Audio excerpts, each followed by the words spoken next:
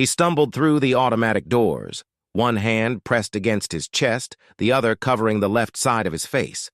The fluorescent lights hit him like an interrogation lamp, casting harsh shadows that made the burn scars covering his neck look like molten wax that had never quite cooled.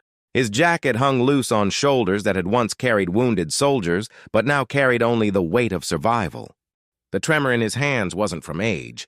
It was from the same explosion that had melted the left side of his face 15 years ago. But the worst damage wasn't visible. It was the way people looked away the moment they saw him, like he was contagious with something worse than illness. Robert Bobby Mitchell, 71 years old, living in his car. His crime? Seeking medical attention while looking like a nightmare. The emergency room smelled like bleach and broken promises, voices hushed when he passed, conversations dying like small fires. The intake nurse glanced up, saw his face, and her expression shifted from professional courtesy to barely concealed disgust.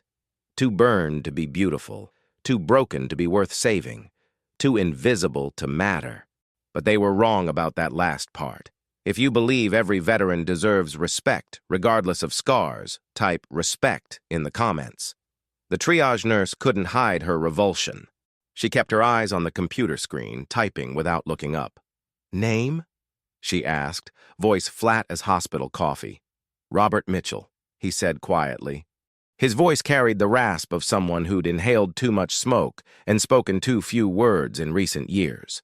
I think I'm having chest pains." "Insurance?" Bobby reached into his jacket pocket with trembling fingers. Past the folded papers, past the empty pill bottle, his fingers found the small metal object he always carried. A silver star, earned 15 years ago when he'd pulled James Patterson and 5 other soldiers from a burning M1 Abrams tank. The explosion that freed them had melted half his face, but they'd all made it home. All except James, who died 3 years later in a civilian car accident. I have VA benefits, but the card is..." The nurse sighed loudly. "Sir, if you don't have proper documentation, you'll need to wait until we can verify your information. The waiting room is that way." She pointed toward a corner where broken chairs faced a television that hadn't worked in months. Bobby nodded, pressing the silver star against his palm until the edges cut into his skin. The physical pain was easier than the other kind. He found a chair in the corner, away from the families and the children who stared. His chest felt like someone was tightening a vice around his heart, but he'd learned to endure pain in silence. In the distance, he could hear Dr. Amanda Richards talking to a colleague. "Another homeless case," she said, not bothering to lower her voice. "They come in here drug-seeking, faking symptoms. This one looks like he stuck his face in a campfire." Bobby closed his eyes. The smell of antiseptic triggered memories he tried to keep buried. Field hospitals, screaming soldiers, the metallic taste of blood in the air. His hands shook harder. A child tugged on his mother's sleeve. "Mommy, what happened to that man's face?" "Don't stare, honey. Some people make bad choices." Bobby touched his scars unconsciously.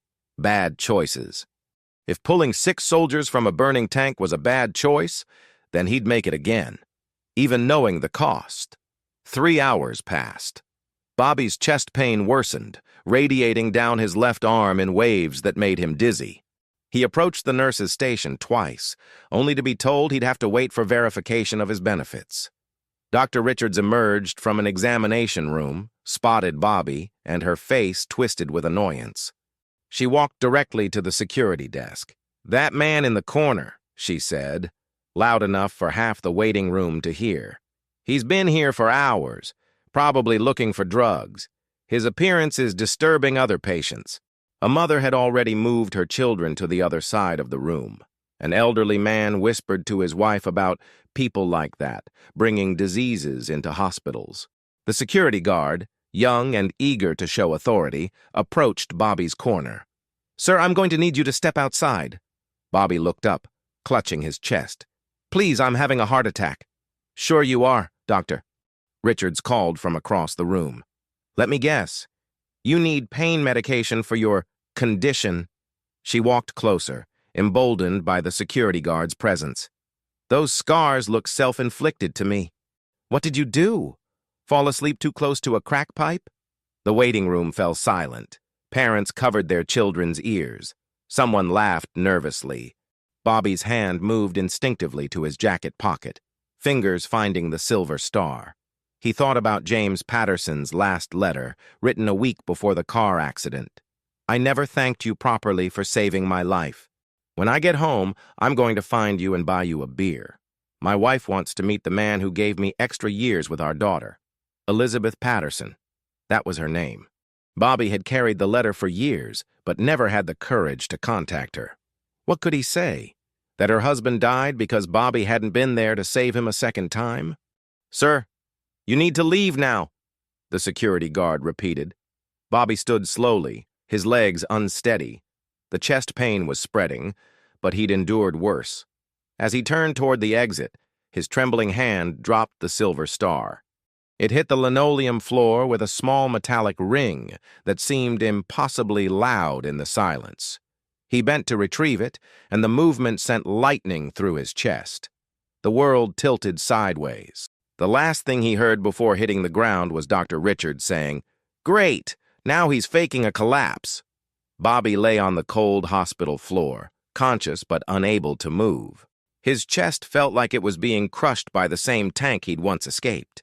Through blurred vision, he could see the silver star a few inches from his face, still warm from his palm. The security guard stood over him. "Come on, buddy. Performance is over." But Bobby wasn't performing. He was dying, and he was thinking about James Patterson. In his jacket pocket, James's letter was folded carefully around a photograph.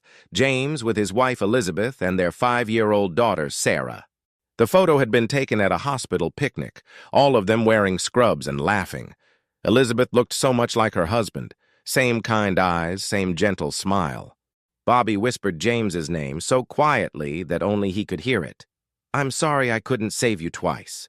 20 feet away, Dr. Elizabeth Patterson was reviewing admission charts when a name on the intake list made her freeze. Robert Mitchell. She knew that name. James had written about a Sergeant Robert Mitchell dozens of times, the man who'd pulled him from a burning tank, the hero who'd stayed behind to make sure everyone got out, even when the secondary explosions started, the soldier who'd lost half his face saving her husband's life. Elizabeth looked up from her charts, scanning the waiting room until she saw the commotion in the corner. A man on the floor, burned scars covering the left side of his face, trembling hands still reaching for something small and metallic. Her breath caught in her throat. She'd heard James describe those exact scars 100 times. "He looks like he went through hell," James had said. "But his eyes are still kind." Elizabeth stood slowly, her hands trembling almost as much as Bobby's. After 15 years of wondering, 15 years of wanting to thank the man who'd given her extra time with her husband, he was here, and they were letting him die on the floor. "Stop, Doctor!"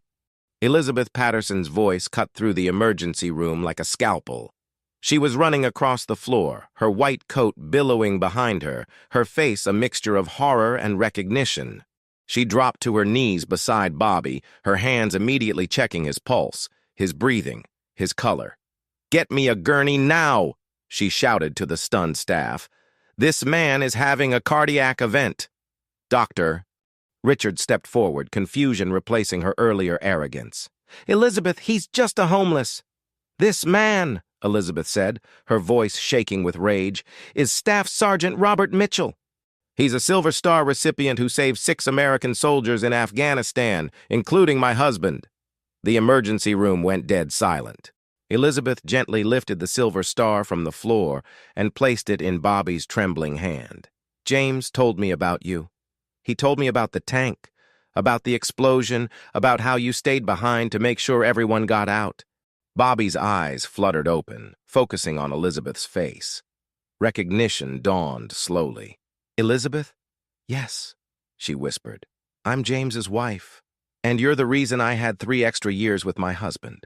The gurney arrived, and Elizabeth personally supervised Bobby's transfer.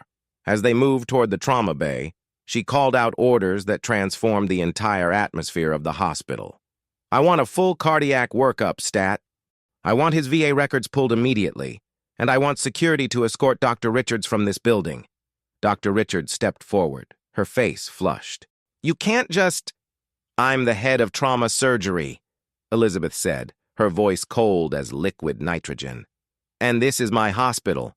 Security, please escort Dr. Richards out. She's no longer welcome here." As they wheeled Bobby toward the trauma bay, Elizabeth walked beside the gurney, her hand on his shoulder. "James never stopped talking about you. He called you the bravest man he'd ever known." Bobby's voice was barely a whisper. "I should have saved him from that car." Elizabeth stopped walking. The entire medical team stopped with her. "Sergeant Mitchell," she said, loud enough for everyone to hear, "you gave my husband 3 years with our daughter that he wouldn't have had. 3 Christmases, 3 birthdays, 3 years of bedtime stories. You didn't fail him. You gave him everything." Around them, the hospital staff who had ignored Bobby minutes earlier now stood at attention. Some were crying, others were saluting. Bobby closed his eyes, but for the first time in 15 years, he wasn't alone. The next morning, Bobby woke up in the cardiac ICU. His chest pain was gone, replaced by the dull ache of healing. But the real healing had already begun. Elizabeth stood beside his bed, holding a manila folder thick with documents. "Your VA benefits have been fully restored," she said. "You're entitled to full medical care, disability payments, and housing assistance. It should have been done 15 years ago." Bobby touched his face unconsciously. "The scars. Our medals," Elizabeth finished. "Every single one." She pulled a chair close to his bed. "James wrote to me about your scars. He said they looked like lightning frozen in time. He said they were proof that heroes exist." From the folder, she pulled out a letter, James's handwriting, faded but still legible. "He wrote this the week before he died. He asked me to find you if anything ever happened to him." Bobby read with trembling hands. "Elizabeth, if you're reading this, something happened to me. Please find Sergeant Robert Mitchell. He saved my life, and I never properly thanked him. Tell him I died happy because of the time he gave us. Tell him our daughter knows his name. Tell him he's a hero even if he doesn't believe it. James." Elizabeth reached into her pocket and pulled out something small and metal. James's own dog tags. "He wanted you to have these." Bobby shook his head. "I can't." "You can," Elizabeth said firmly. "Because I'm not just giving these to you as James's wife. I'm giving them to you as the director of this hospital." She stood up, walked to the window, and looked out at the parking lot where Bobby had been living in his car. "As of today, Memorial Hospital is implementing the Patterson-Mitchell protocol. Every veteran who enters this hospital will receive immediate priority care, no questions asked, no insurance verification required, no exceptions." Bobby stared at her. "Patterson-Mitchell?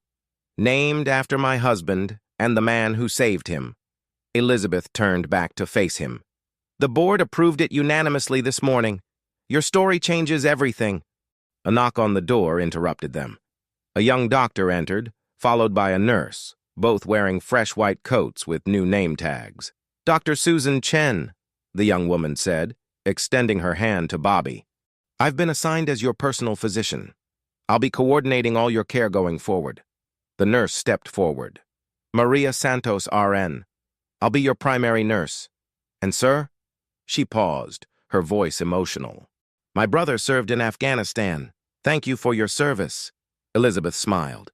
"The staff requested to volunteer for your care team. We had too many volunteers." Through the window, Bobby could see the parking lot where his car sat. But he wouldn't be sleeping there anymore. He had a home now, not just an address, but a place where people knew his name and his story. Elizabeth placed James's dog tags in Bobby's hand, then closed his fingers around them. "Heroes don't always get the recognition they deserve," she said, "but they always get remembered by the people who matter." Bobby looked at his reflection in the window, burn scars, trembling hands, and for the first time in 15 years, hope in his eyes. The scars that had made him invisible had finally made him seen. Thank you for typing respect. You understand true valor. Subscribe for more stories of hidden heroes among us. Support our mission through Buy Me a Coffee, link in first pinned comment. Until next time, scars tell stories of courage.